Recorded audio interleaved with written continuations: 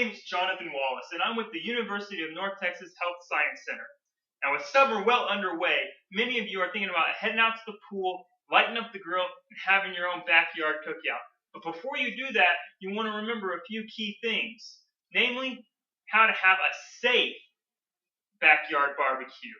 Now, the 4 key steps to food safety are clean, separate, cook, and chill. You want to make sure you do those with everything you do. Whether you're cleaning your measuring cups,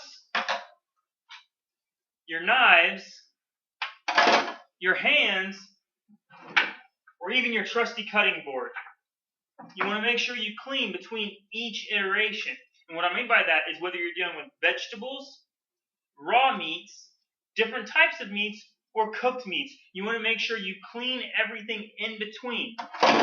So, when you're chopping up your vegetables, put those away. Don't go straight into cutting up your chicken. Make sure you wash that knife and the cutting board, or get a new cutting board in between each transition. Now, you also want to make sure that you separate. You want to separate all your different foods. You don't mix raw vegetables with cooked meats, or you don't mix chicken with pork, and you especially don't mix raw meats with cooked meats. You want to make sure that everything gets cooked in order separate, or at the end. So you want to make sure you keep all that separate. Now, with cooking, you want to make sure you maintain the right temperatures. Anything below 40 is cooled down properly. Anything above 140 is cooked if you use the right metrics. But anything between 40 degrees and 140 degrees is the danger zone. Now, what I mean by using the right metrics is at 140, you can typically reheat ham, some other types of more lunch meats or deli meats. But if you're reheating a casserole, or you're reheating something with a lot of mixed parts, mixed food items, you want to use 165. You can also use 165, or you want to use 165 for your chicken. You want to use 145 for beef and pork. And you also want to make sure that you cook it for the proper amount of time. You can use the low and slow method, cooking at low temperatures for 14, 16 hours, but you want to make sure that you stay above 158. 158 is where most bacteria is killed. Typically, you want to aim for about 180 to 225 if you're using the low and slow method.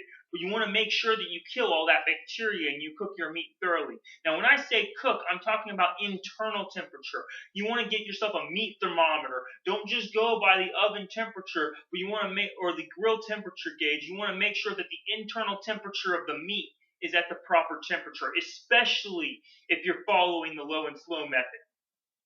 Now, one thing to make sure I comment on is the difference between ground beef and steak. Now, you can cook your steak medium rare if that's how you like it, or even blue rare if that's how you like it. But you want to make sure that you really cook your ground beef if you're doing hamburgers, because all that ground beef is mixed up together, and the bacteria can perpetuate the entirety of the meat. With steak, it's one whole piece of meat, and the bacteria typically stay on the outsides. So as long as you sear those outsides real good, you should be able to kill the bacteria in your steak. Now, when you're doing brisket, that's the low and slow typically. You're smoking it. You're doing it that way. So you want to make sure that you do get that 160 degrees to make sure you kill all the bacteria. Now, with chilling, if you're going to chill something, it's going to be typically if it's setting out for more than 2 hours. You want to make sure that you refrigerate or you freeze. Now, me personally, I like to seal my things with Ziplocs or aluminum foil. If I'm going to freeze something, I like it vacuum packed. That way it gets all the air out of it. Make sure that it stays nice and clean, nice and separate from everything else, nice and sealed. You also want to make sure that your refrigerator is at least 40 degrees. I like to keep mine at around 36. and your freezer is at least 0 degrees. This is in Fahrenheit. Now, in Texas, we like to use a lot of dry rubs on our meats. I'm not going to tell you not to marinate something because it can be very tasty, but you want to make sure you put it in your bowl and you marinate that in the refrigerator. You don't want to marinate any meats at room temperature. So I hope that was informative. If you have any more questions, you can go to either the FDA's website or you can go to the foodsafety.gov. I hope you enjoyed this and found it informational, and have a nice day, and make sure you be safe. Thanks.